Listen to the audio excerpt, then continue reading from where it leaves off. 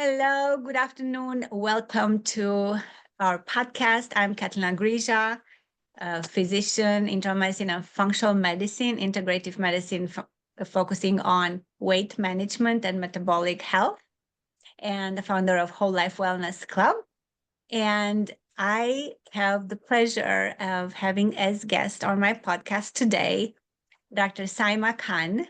She was a pediatrician and toxicologist before she joined functional medicine. She integrated that into her life, and she has an amazing story to share with us. So, Saima, welcome to our podcast. How are you today? Thank you so much, Catalina. It's such a pleasure to be here today.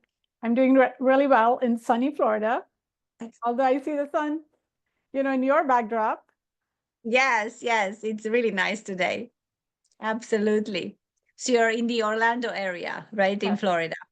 yes, I'm in the Orlando area. My practice is virtual. So I'm licensed in Florida. I see patients all over the state of Florida currently. Beautiful, beautiful. So let me ask you this. What made you transition into functional medicine?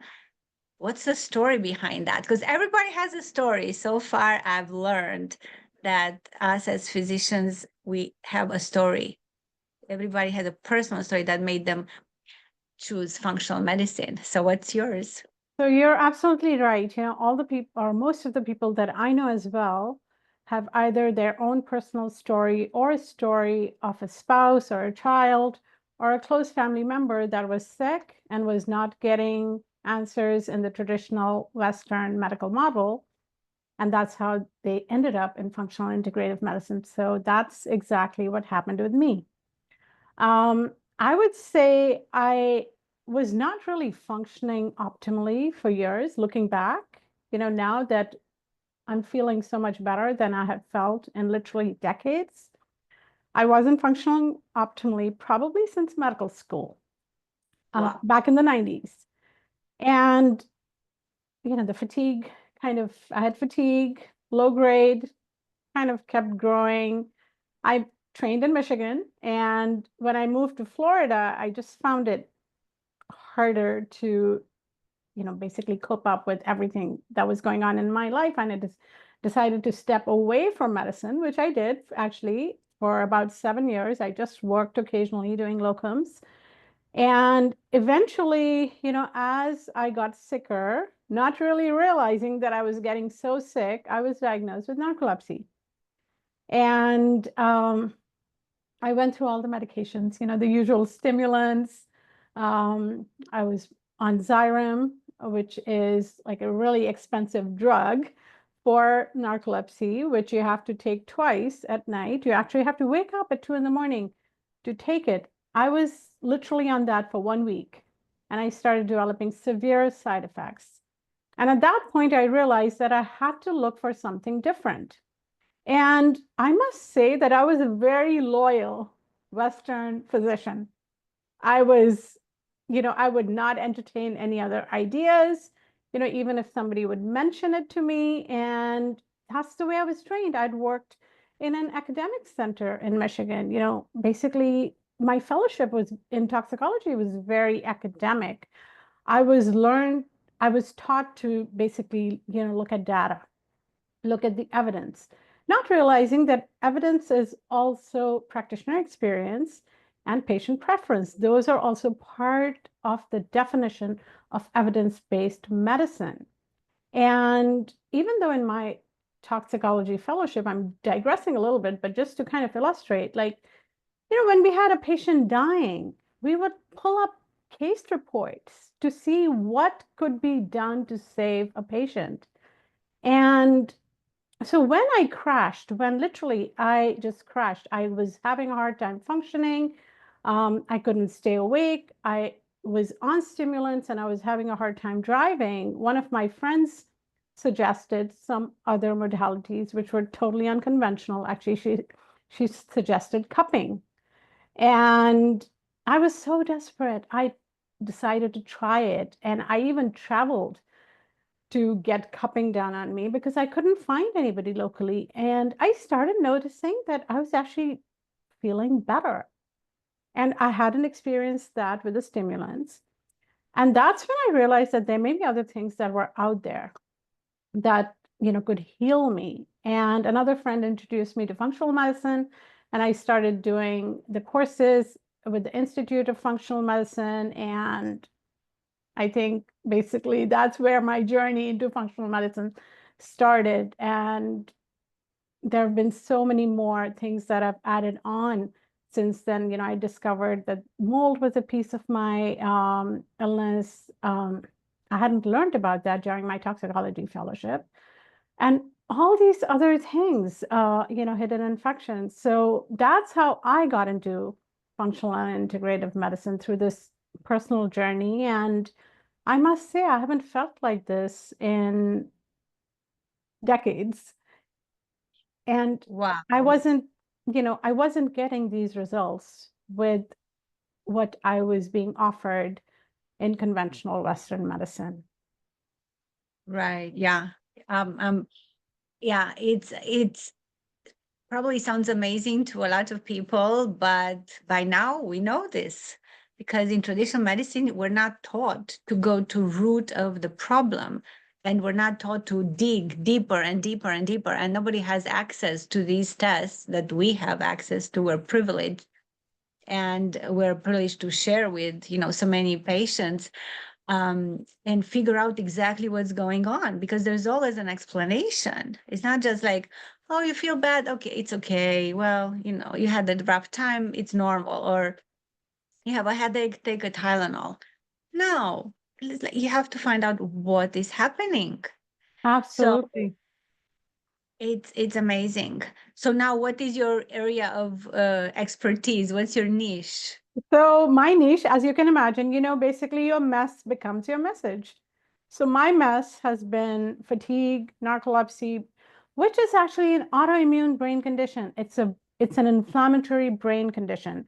So my message, or my niche, basically is children and adults who have chronic complex conditions where fatigue and brain inflammation is a part of their illness. So, and the drivers are generally, you're going to have the toxins, you're going to have mold, you may have other toxins, you can have Lyme and co-infections, you can have other viral infections. And also, you can also have some other metabolic kind of conditions, like methylation issues, folate receptor issues. And of course, just the broader functional medicine, when we're trying to get patients better and get them out of the trenches, addressing all the nutrition and all that. But my niche, basically, coming back to your question, it's chronic complex illness and patients who are experiencing fatigue and brain symptoms. And those are many. I think fatigue is one of the most common problem that our society faces these days. And to have it in children, that's sad. It really is. And you just don't realize. I think a lot of the problem is that, illnesses generally don't happen all of a sudden. You're not well one day and you don't turn sick the next day. It can happen sometimes, in some of my patients. So there's a condition called PANS and PANDAS, pediatric acute neuropsychiatric syndrome and pediatric acute neuropsychiatric syndrome due to strep. Like, yes, you can get that acutely, but generally people are not falling sick. They're not well one day and unwell the next day. In the chronic illness world, it's a gradually progressive situation. So, and there's so many people with fatigue, absolutely, like school children also, crashing after school, and not being able to function optimally, not being able to live their full potential. And of course, people in the workforce, like myself. When I want to share this with you, when I finished my residency, actually, when I finished my fellowship, I had little children. And not realizing I was fatigued and, I couldn't cope. So as a compensatory mechanism, I basically decided that I just wanted to work 8 days. And I was fortunate at that time. I mean, we weren't living a lavish lifestyle, but basically I worked for some time. I worked for 8 days a month. until I had to pay more for childcare for my second child. And then, I had to go up on the number of days. But fatigue was affecting my productivity. It was affecting my potential. And I did not realize that for years, that that's what the situation was. So fatigue really is, it has such a big impact on our society as a whole, right? Huge, huge. And I'm And sure you see it in your population too, right? With the weight loss, even the weight loss, that population, their fatigue and with the metabolic syndrome and all that, fatigue is a part of it. absolutely. And you know what is so scary is that I see so many patients that come to me with for weight loss, and they're way overweight and they have never had a sleep study. Although I just look at them and I'm like, you have sleep apnea. And it's amazing to me that nobody talks about sleep apnea, although it's huge and it's such an inflammatory condition and such a big impact on heart, cardiovascular health, and everything, and metabolism, and it's not addressed. But ultimately, fatigue has so many possible causes, and one has to dig deep to find them. So, what is that like compared to before, right? What's the dynamic with your patients now, versus then? How do they perceive the care and go through all this journey with you compared to the other patients? So, as far as my work life has been concerned, so when I was in Michigan, after I completed my training, I worked in an emergency room. And it's a very fast-paced environment. I had to see 40 patients in an 8-hour shift, up to 40 patients in an 8-hour shift. And those were really acutely sick patients very often. So you really have to be very focused, and you can only take care of that acute problem that they're presenting with. It's just a very fast-paced kind of an environment. So that was my background. And then, in Florida, I've done a few different things. I've done locums, at pediatricians' offices, and I worked for a telemedicine company. But again, it's the same thing. Like the telemedicine was an urgent care, so quick, 7-minute visits, right? You're just addressing that acute problem, and if it's a patient who's coming to you with some kind of a chronic condition, what do you tell them? You need to go back to your primary care doctor. And this acute urgent care telemedicine kind of a situation is not the best fit to take care of you.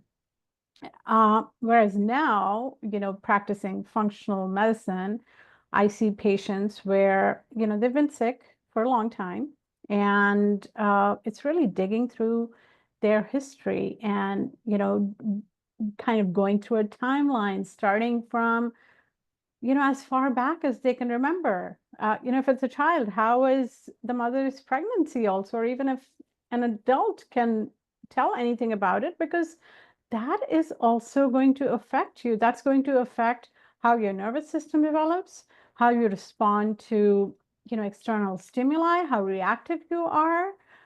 It affects your gut microbiome. So all those things. So really my visits are long. My intake is generally, I tell people 2 to 3 hours long. We're really digging through the history, and it's almost like being a medical detective, trying to figure out what's going on with the person in front of you, with the human being in front of you, who is looking for answers, who has been from doctor to doctor to doctor, and just not been able to get the help that they need, and sometimes dismissed. Like I've got patients who've been told, well, you need to go see a psychiatrist or a psychologist, or you need to get therapy. But they really have a problem that needs to be addressed. They have an organic issue that needs to be addressed, which the doctors, and it's, I would say it's not the doctor's fault to some extent because it's the system. That's what the doctors are taught in medical school and residency. And I was one of those doctors too. And until I went through my own suffering and my own healing journey, I didn't realize that there was something else out there. So that's how my visits are now. It's a totally different world. Um, it's a lot more work, I must say, than even patients realize. It's very different because you're really trying to figure out what's wrong with them. And I tell people sometimes, like for every hour that I'm spending with them, I'm spending about 1 to 2 hours outside of that face-to-face interaction. There's constant education, um, interaction with other practitioner groups, trying to, figure out the mystery illnesses and the complex symptoms and staying up to date. So it's just a very different world now. Totally. But in a way, I think we're privileged because we always wanted to find out what's wrong with that person and help them get healthy. I mean, that's why every person goes to medical school, right? To help heal people, right? Or maintain well, we're taught more to heal people than to maintain health. So that's medical school stuff. But we want people to be healthy, to get healthy. So now we have the time to do that. And it's true, it's like a detective work that takes more than just the face-to-face interaction, because you have to do all the study and the thinking around it, do all the tests and everything to figure out what's going on.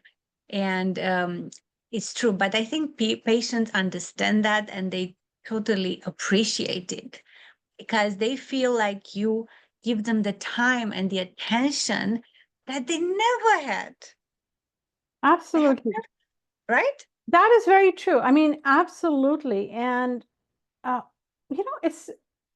it's a problem of the system. Like, Yeah. when in the insurance model, doctors are basically forced to see numbers, right? Like they have to see what a patient every 7 to 15 minutes. They have to see a patient in that much Crazy. time. So it's all about the numbers. That's what the insurance companies want. So how much can you get to know a person in 15 minutes, even if it's somebody, you're seeing for a chronic illness? You really cannot figure things out in that much time. So it's just a problem of the system. And I tell my patients the system is broken, unfortunately. And who's suffering? It's the patients who are suffering. Yeah, absolutely. But also the physicians are And the physicians. burnt out and unfulfilled. Oh, Because I was never, how to say, employable material, because I can never see a patient in 15 minutes, maybe a strep throat or something, but nothing else. So I was privileged to be able to stay in private practice for like 25 years. But so many other physicians are so frustrated because they want to, but they can't. And it's like this tug of war in themselves. And then that totally reflects in the patient care. you are so right. And you know what I also noticed, that it's a really disturbing trend amongst physicians that, physicians are wanting to leave medicine. Yeah. They're looking for an out. They're looking for an opportunity where they'll be able to earn an income without having to do that patient care, because it is not gratifying anymore in that traditional model. And I'm sure you're experiencing that. I personally know people who have actually left practicing medicine and they're working for, a pharmaceutical, or somebody who's turned into a realtor, or, all these different scenarios. And that's not why we went to medical school. No, Okay? absolutely. Definitely turning to practice functional medicine, to be open to this approach, I think would solve everybody's problems. And with more demand for this, maybe insurance companies would consider covering tests that are done in functional medicine and covering preventive, and be able to spread this type of care to everyone, not just the privileged ones who can, afford it, right? And they're willing to invest in themselves, because it is an investment. And I think Warren Buffett, who knows a few things, right, about the investment, he said the best investment you can make is in yourself. There's Absolutely. nothing else that's better, right? So absolutely. That's why I started doing this podcast, because I want to open the eyes and the heart of physicians to understand functional medicine, to understand the journey and see what's possible for them too.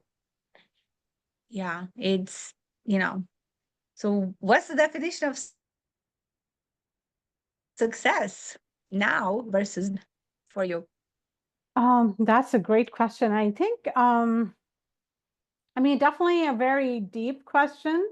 So professionally, I would say the definition of success is to be able to help the people who are coming to me, and really be able to help them, overcome their illness so they can live life fully, so they can live their purpose, they can do what they were meant to do there, so that they're not disabled from their illnesses or not functioning optimally, but at the same time, as a physician who's taking care of chronic complex illness, there has to be a work-life balance. Again, it's really very it is a very hard kind of an area, because when you are taking care of complex patients, it's important to also take care of yourself.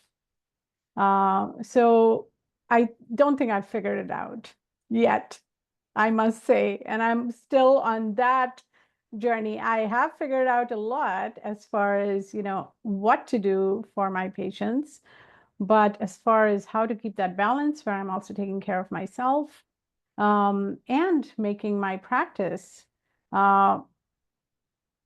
productive in the long term, all that is a part of success. Because at the end of the day, we also have to be able to keep our doors open, to be able to help people. And we have to be alive, and we have to be healthy to be able to take care of people. So I think my definition of success is basically, helping patients, keeping myself healthy, and being able to keep my doors open. So once I'm able to do that, and also in the long run, I do have a long-term goal of getting the word out there, just the way you are, like getting my message out there that healing is possible.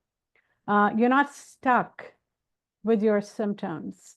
And if somebody's told you that there is no hope for you, then I do want to tell you that there is. So that is the definition of success in my mind. Absolutely.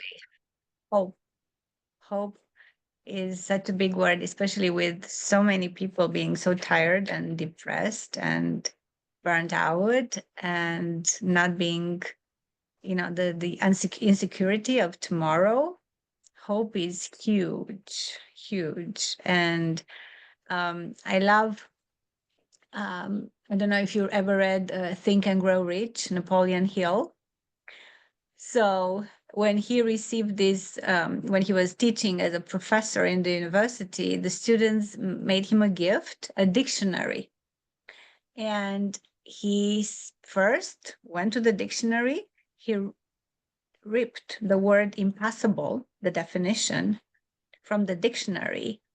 And he said, okay, now I can accept this gift, because I know that the word impossible does not exist.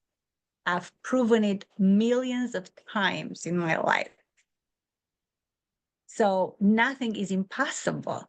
But when you're open to it, and when you really that, and it's the best thing that one person can think. You are absolutely right. And it's funny you mentioned Napoleon Hill's book. I actually just got it. I haven't read it, but I Oh, have to read it.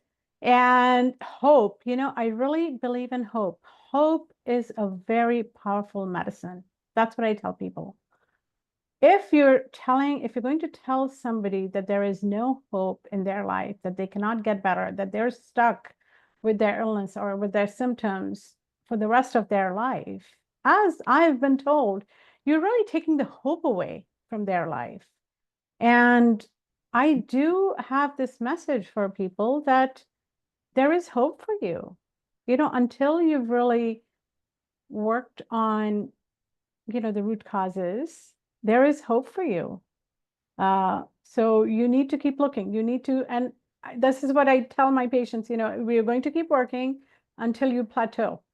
And once you've plateaued, we're going to look for more things. And that's the way I approached my own health. When I was, once I started feeling better, I realized that this was possible. And every time I got stuck, I plateaued. I was like, what am I missing? What else do I need to look for? So back to your hope, it is really important to give hope to people, because that's not what people are getting very often from that traditional model as well. Absolutely. People don't get applauded, right? They don't Yeah. get praised, and they don't receive that. And it's true. There was a study that showed that people that are told by their doctors that they're given a certain diagnosis, or they're told a negative thing, basically, they're given a negative prediction, that happens. So they lose the fighting capacity. And it's the mindset, is the subconscious mind, the elephant in the room. We don't acknowledge it, but it's huge. And unless you address that and you have the doctor that will open your eyes to that, to make you aware of everything, people don't know. They don't know. And They it's so don't know. sad. Yes, we live in really strange times. Yeah. Unfortunately, we live in strange times where doctors are not taught everything that they need to know. And there are patients out there, there are people out there who know more than doctors. And, they're hanging out in these social media groups or Facebook groups and trying to help each other sometimes. And, Yes. and it's just, we're just living in such strange times. Yeah. But when actually more things are possible than ever before. That is very true too. Have Yes. so much at our fingertips. It's We just, sure do. yeah, just have to look for it. Just Mm-hmm. have to look for it. Absolutely. So knowing what you know now, what's an advice that you would have given yourself, 10 years ago, or what would you have done differently? I would have started looking outside of what my training taught me way back. I would not have lost years of my life, and not just my life, my family's life. My children remember me as somebody who always wanted to take naps. I mean, my children are older now, they're young adults. But when they were little, I was always wanting to take naps. I would pick up one child, and while I would wait for the other one, who had an after school activity, I would crawl in the back seat and take a nap at times, or more often than not. And that's what my children remember. My daughter wrote in one of her school things, "Mom always likes to take naps." So I would tell my younger self that don't be stuck. Be ready to the possibilities. Be ready to listen to what's out there. And I wouldn't just say this to myself, I would say this to a lot of the doctors, where, the moment you say something that is outside of that traditional norm, people sometimes, look at you weird, or, think you're an outsider. And medicine is not Western medicine is not a cult. We need to be open to idea, but it's become like that. We need to be open to other ideas. We need to be open to other ways of healing. There are all these healing traditions that have existed for centuries, like, Chinese medicine, Ayurvedic medicine, Islamic medicine. And in functional medicine, we are using, those herbs. And, functional medicine has roots in all those traditions. Whereas Western medicine is generally, more pharmaceutical based, and not open to all those ideas. But imagine a world where all those are put together, right? Which is what we do in functional integrative medicine, right? But I was stuck, unfortunately, and I would just tell myself that don't be stuck, be open to the possibilities, because that's what's going to make the impossible possible or turn it into possible, right? Beautiful. Absolutely. And I think that a lot of people don't realize how priceless time is, because Mm-hmm. you cannot buy it back no matter what you do. And young people are so stubborn, and they think they know it all. And we were there. We know exactly how that feels. But especially in this field, I think it's so important to take advice and don't waste time. Don't waste time. Yes, yes. I wasted probably, I completed my medical school way back in the late 90s. And then I completed my fellowship in 2004. So between then and my narcolepsy diagnosis in 2016, all those, years of life lost, right? Like in so many ways, even though I was trying to do things, but I was not being very, 100% at Yeah. what I was trying to do. So, yes, and I see that with young people too, as you've said. I think it's just, what they're learning wherever they are, whether they're in school, in college, in the workplace. It's the culture, right? It's Mhm. whatever they're learning. They don't, if they're not exposed to something different, how are they going to learn, right? Like in my case, it was those two friends who introduced me to something different. Now, if you don't have somebody like that in your life and you're not open to researching and looking for answers, then how will you know what's out there? Right. Yeah. And in schools, just like in medicine, right? They're not taught to be open, Mm-hmm. to embrace, to include all the possibilities, to look at everything, flip it up and down and left and right and on all sides, so that you know exactly what you're getting, and to learn, to be open to learning and learning and learning and expanding. um, I heard it said, um, it is un-American not to reach your maximum potential. And I love that. Oh my God. I love that. I said, it's true. I mean, 200 years ago, that's exactly what they thought. Get everything, do everything because everything's possible. And now they're like, oh, it's okay. Do your best. It's okay if you just go to school, get a job, live your life, go to work, and hopefully have a one time a year vacation. That's oh, You know, that's killing people's dreams and potential. And I'm absolutely. not for that. That is something very interesting that you said. So, as someone who grew up in another country, so I grew up in Pakistan, and I came Hmm. to I should know this now. Like, what age was I when I came here? I came here in uh, 2000. I'm so sorry, 1999. Hmm. So I was in my late 20s. So I grew up in another country, and you watch American shows, and you learn about the American dream.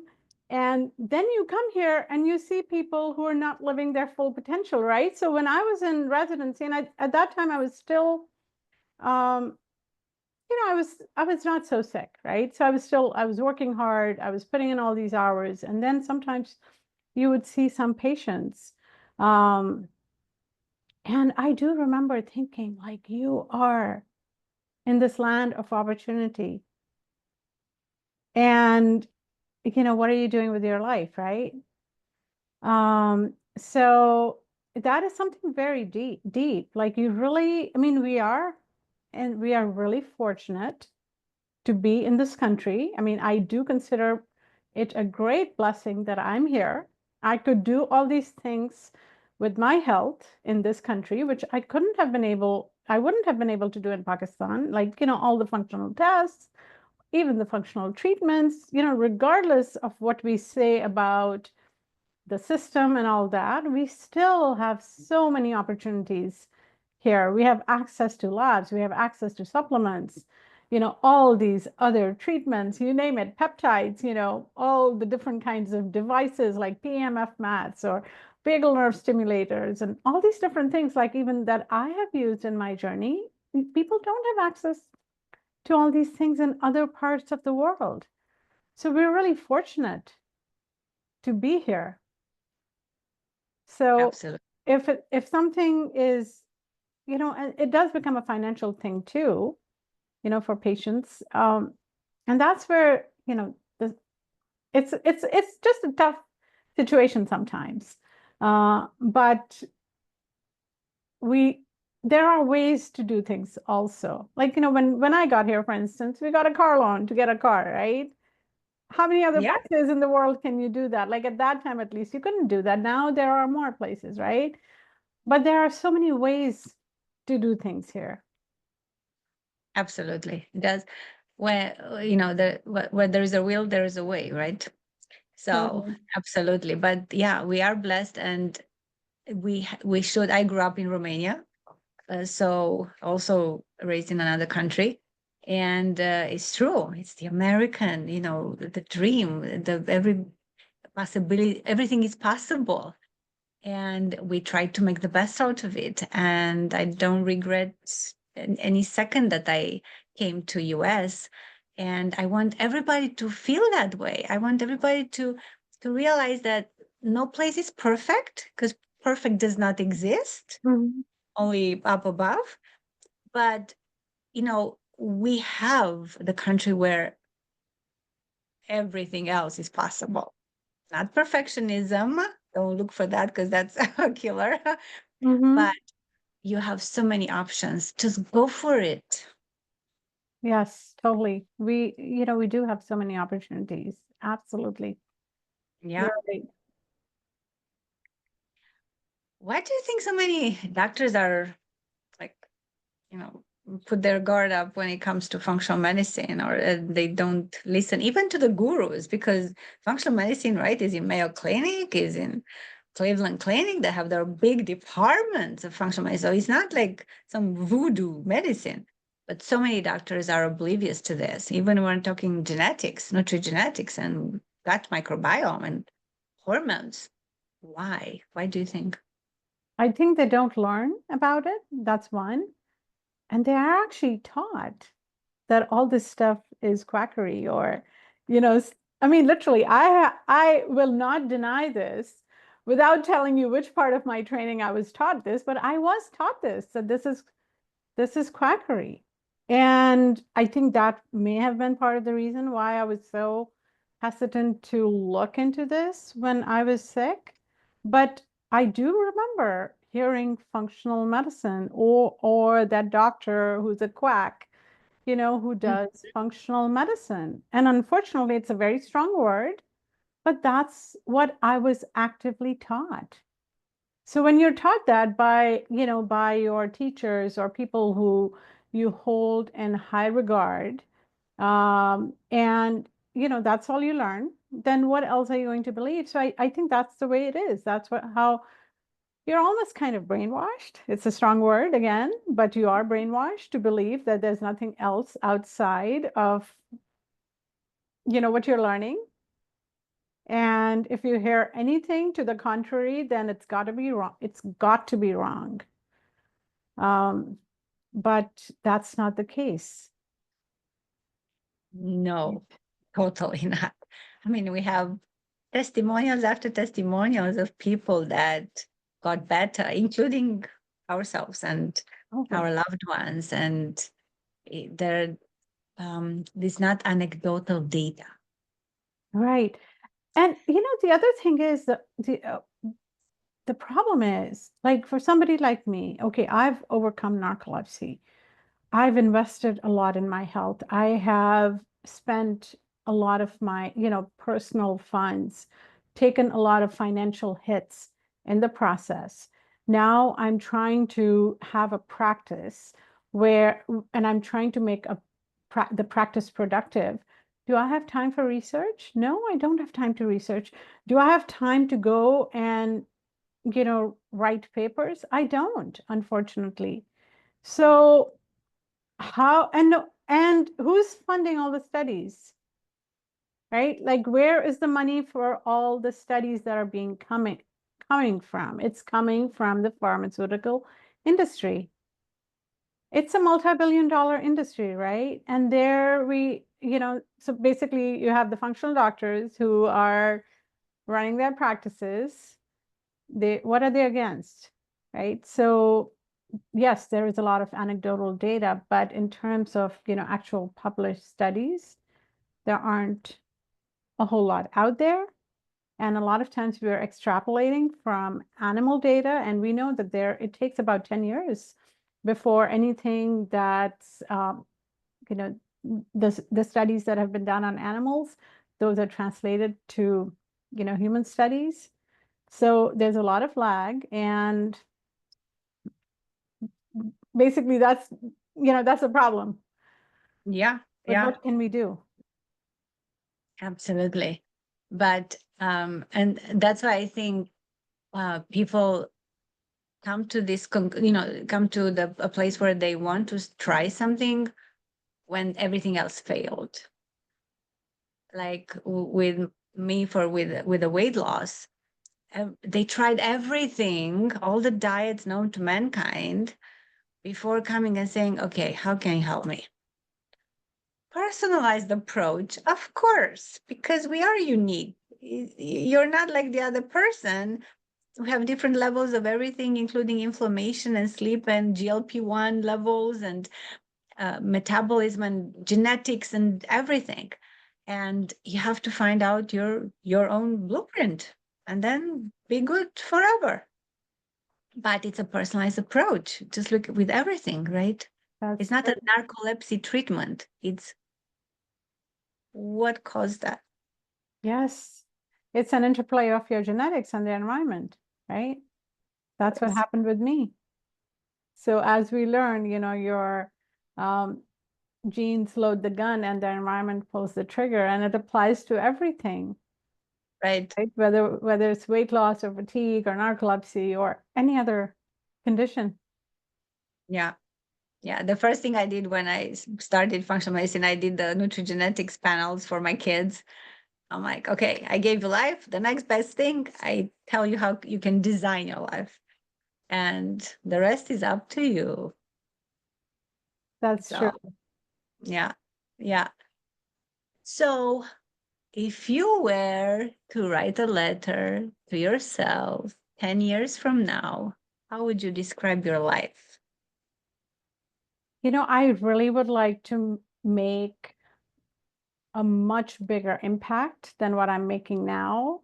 I would really want to share my message to people who have fatigue or brain symptoms due to an inflammatory brain condition, that they can get better, that there is hope, that there is healing, and your answer does not lie in a pill bottle. You really have to, look for the root causes. And I really want to be able to get my message out to a lot more people than I am right now. That's my ultimate goal for the next decade or so. Beautiful. Yeah. Impact is one of my core values. So we totally align. And I think that the more I think functional medicine for me was also a way to kind of open the doors to people that are not not walking through my door in the office, but they're maybe somewhere else in Illinois, and be able to have a bigger impact. And the same with you, right? You're in one spot, but then you can help people from all over Florida. And it's amazing. My goal is 1 million people. Actually, my goal is 2. It is 1 million people. Okay. And, I'll tell you, like, I see, for instance, children with autism in my practice, right? And they will tell me, like, in 6 months, those children had such improvements in their social interaction, in their speech, whereas they have been told that they couldn't do any of that, right? And there are so many people suffering with all of these, brain conditions. So really, my goal is to have an impact on 1 million people. Super. Yes. And it will come true. Yes, it will come true. Yes, I believe in that. Yes, you have to, yes, you have to believe in that also. Right? Totally. You put it out there, and your thoughts, will determine how you feel about it and what actions you take. And obviously, ultimately, the results. It's impossible not to. Yes, the manifestation, right? Absolutely. Absolutely. Wow. It's been an amazing time. I love what I heard. I love your philosophy and your core value. I love that we're all both on the same page here with impact, and children are our future, right? And I think influencing their health and giving them more possibilities and opening their eyes to what's possible, it's a major determinant for our future. We're going to be in their hands, right? At some point in time. So I love your work. I love your dedication, and we'll do this again.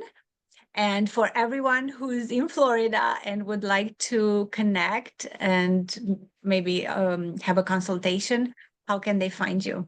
So they can find me on my website. It's www.rebalancefamilyhealth.com, REBALANCE, familyhealth.com.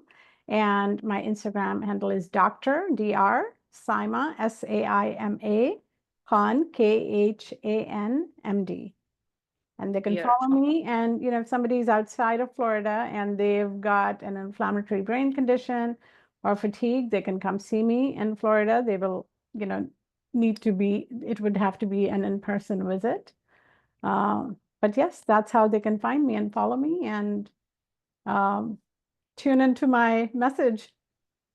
Absolutely. Super. Thank you so much for your time today. Have a wonderful weekend, and we'll talk soon. Thank you too. It's really been a pleasure. Thank you so much for having me. You're welcome. My pleasure.